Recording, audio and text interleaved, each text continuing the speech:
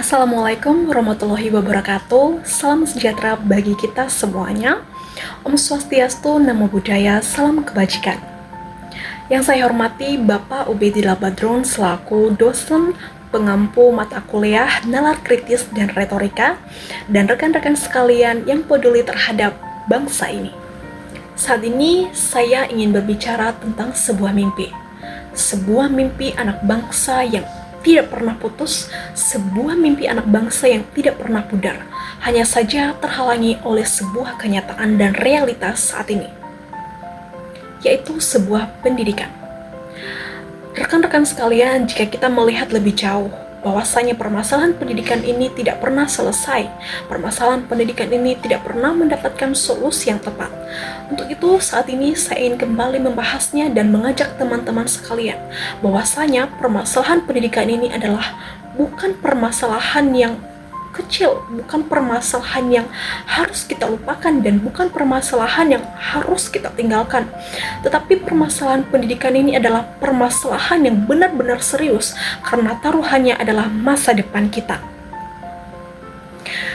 Pendidikan adalah jembatan bagi kita. Jembatan untuk bisa mendapatkan masa depan yang lebih baik. Melalui pendidikan, nasib bisa diubah. Melalui pendidikan, kita bisa mendapatkan ilmu. Melalui pendidikan, kita bisa mengubah negara ini menjadi lebih baik. Dan pendidikan berhak didapatkan oleh semua anak tanpa memandang latar belakang. Mulai dari pedesaan, perkotaan, dari miskin ataupun kaya, semuanya berhak mendapatkan pendidikan. Karena dengan pendidikan, kita bisa mendapatkan keterampilan, pengetahuan, dan dengan dari situlah kita bisa memiliki harapan bahwasanya kita akan mendapatkan masa depan yang lebih baik, lebih cemerlang dari sebelumnya.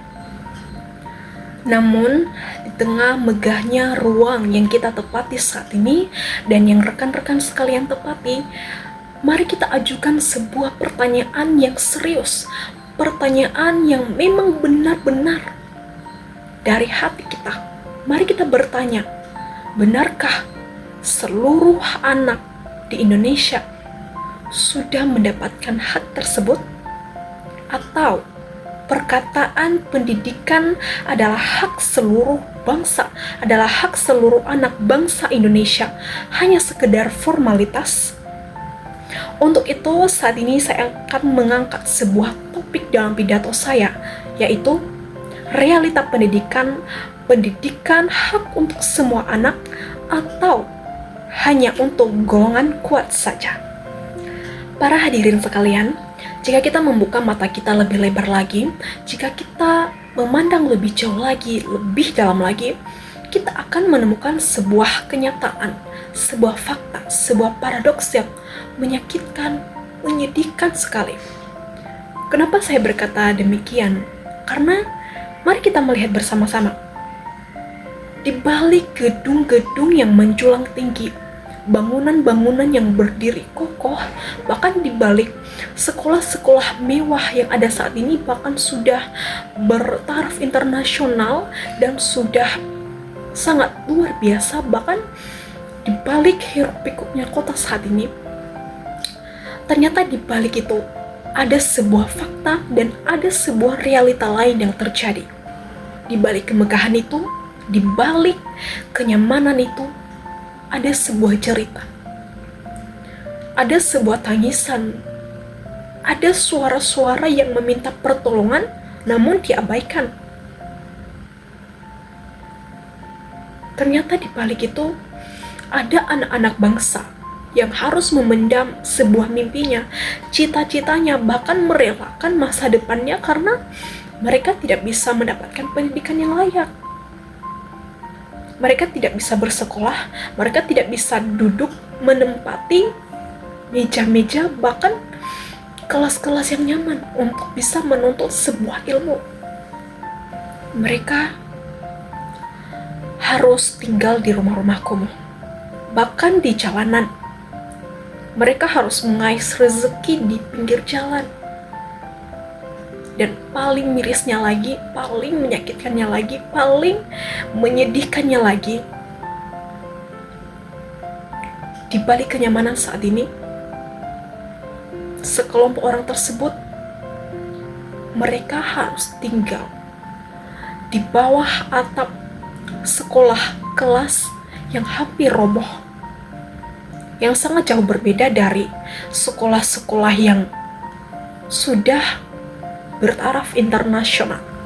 Dan ini membuktikan bahwasanya kenyamanan yang ada di kota-kota besar yang kita saksikan setiap hari, belum tentu saudara-saudara kita yang di pelosok daerah juga merasakan hal yang sama. Bisa saja kehidupan mereka lebih lagi menyakitkan dibanding apa yang kita lihat saat ini. Teman-teman sekalian, dalam kondisi ini memicu sebuah pertanyaan, munculnya sebuah pertanyaan, baik untuk kita, bahkan untuk negara kita saat ini, bahkan untuk para pemimpin-pemimpin kita, para pemerintah-pemerintah yang memimpin negara kita saat ini. Ada sebuah pertanyaan, bahwasanya apakah pendidikan yang ada saat ini hanya untuk golongan kuat saja? Apakah pendidikan saat ini diciptakan hanya untuk golongan-golongan yang bisa, yang kuat dan yang mampu, sehingga golongan-golongan yang tidak mampu mereka tertindas, sehingga muncul sebuah ketimpangan yang semakin luar biasa yang menjadi jurang pemisah yang paling dalam antara kita dengan sesama kita. Hadirin sekalian yang saya banggakan, apa yang sudah saya katakan sebelumnya itu bukan hanya sekedar asumsi semata atau keluhan tanpa dasar. Jika kita melihat dari sebuah data BPS, Badan Pusat Statistik 2023 mengenai angka anak yang tidak bersekolah menurut jenjang pendidikan dan tempat tinggal di 2023, di situ tercatat bahwa di perkotaan yang tidak bersekolah itu ada sebesar 15,50%. Sedangkan di pedesaan sangat jauh lebih tinggi, yaitu 26,6%. Dengan tegas kita mengungkapkan bahwasanya ketimpangan pendidikan di Indonesia, di negara kita saat ini masih sangat tinggi, di mana anak-anak di pedesaan, di pelosok-pelosok daerah yang tidak bersekolah sangat banyak, jumlahnya sangat tinggi, dan otomatis dengan keadaan ini mereka juga pasti akan tertinggal dari teknologi, dari pendidikan, dari ilmu pengetahuan, bahkan zaman yang semakin berkembang saat ini. Kenapa teman-teman sekalian? Kenapa hal itu terjadi? Karena mereka terisolasi dari fasilitas-fasilitas yang ada, dari infrastruktur yang memadai, yang dimana harusnya pendidikan ini adalah hak semua anak bangsa tanpa terkecuali. Ini adalah hak anak bangsa tanpa terkecuali, tanpa memandang latar belakang. Semua anak berhak mendapatkannya. Tapi realitanya sangat menyedihkan. Realitanya sangat berbeda jauh dari apa yang dikatakan sebelumnya. Mungkin banyak yang mengatakan pendidikan harus diperjuangkan untuk mengubah bangsa. Pendidikan adalah hak anak bangsa. Pendidikan itu yang harus dimajukan.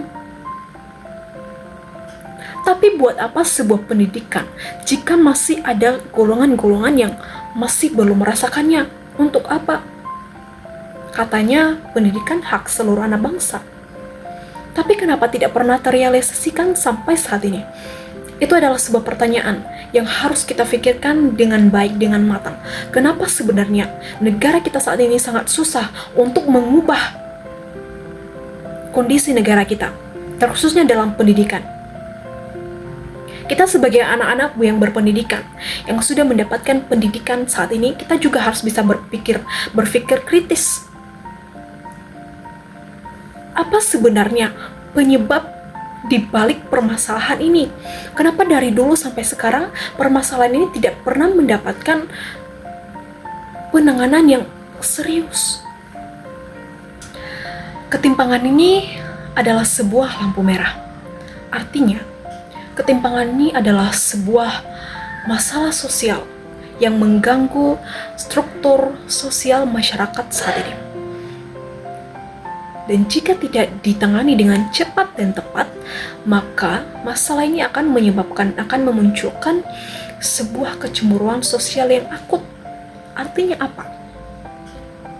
masalah ini akan susah, akan sulit untuk diselesaikan, dimusnahkan apabila permasalahan ini terus-menerus diabaikan. Apabila masalah ini terus-menerus tidak dipedulikan dan dianggap hanya sebuah masalah yang kecil yang tidak penting bagi kalangan-kalangan yang memang sudah mendapatkan haknya. Tapi ini adalah hal yang sangat penting bagi kalangan-kalangan yang masih belum mendapatkan hak tersebut. Kenapa? Karena saat ini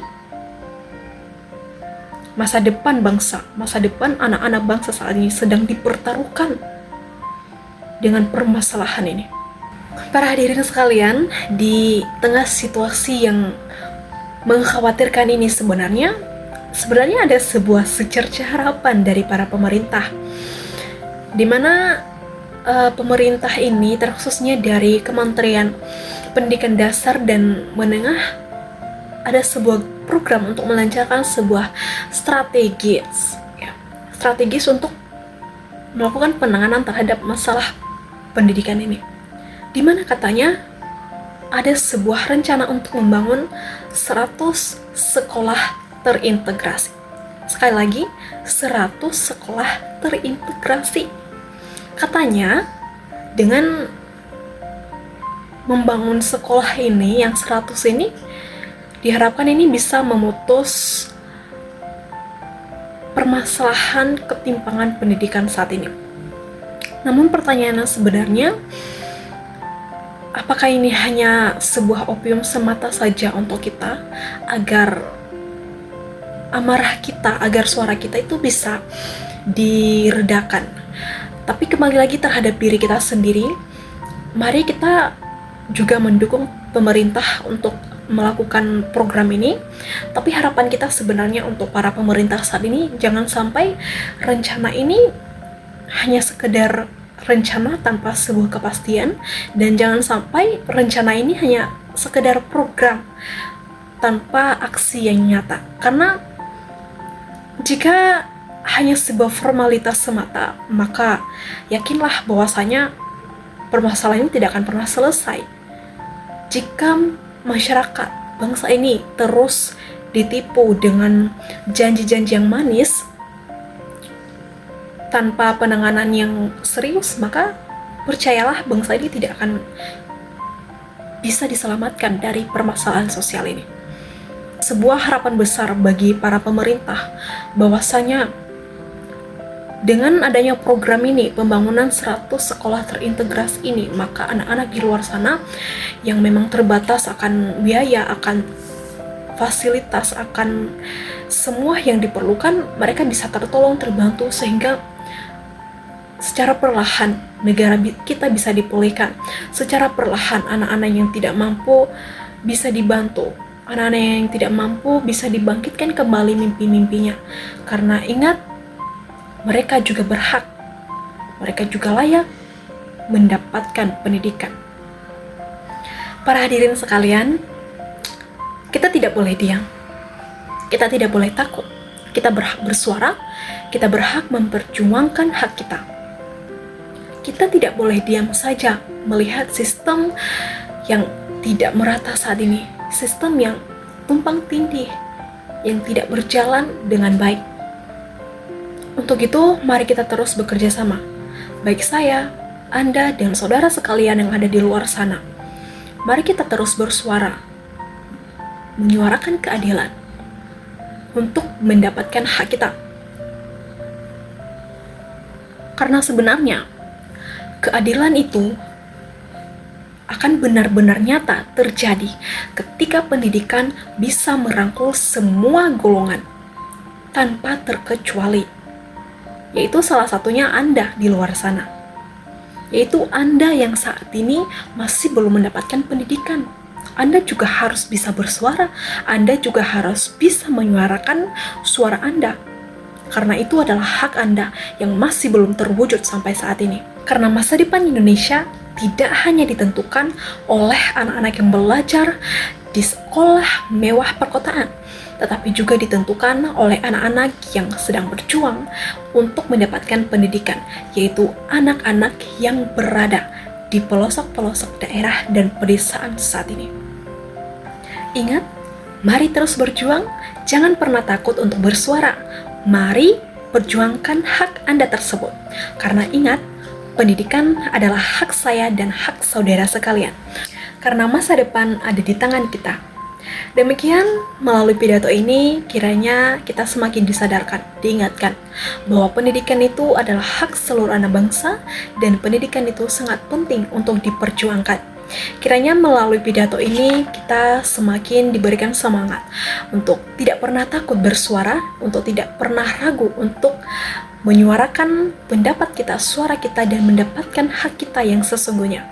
Dan kiranya pidato ini dapat bermanfaat bagi kita semua. Demikian yang dapat saya sampaikan. Assalamualaikum warahmatullahi wabarakatuh. Salam sejahtera bagi kita sekalian. Om Swastiastu, Namo Buddhaya, salam kebajikan. Sampai jumpa.